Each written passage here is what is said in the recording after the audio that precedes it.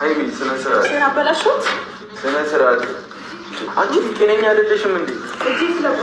እንደፈለግ ማን ስለሆንሽ ነው አንቺ እንዳትጣጣመቂ አይደለም። ቆይ ማን ስለሆንሽ ነው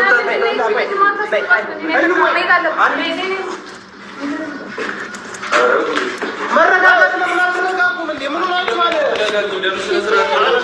ተጋደራችሁ ነገር አርግኝ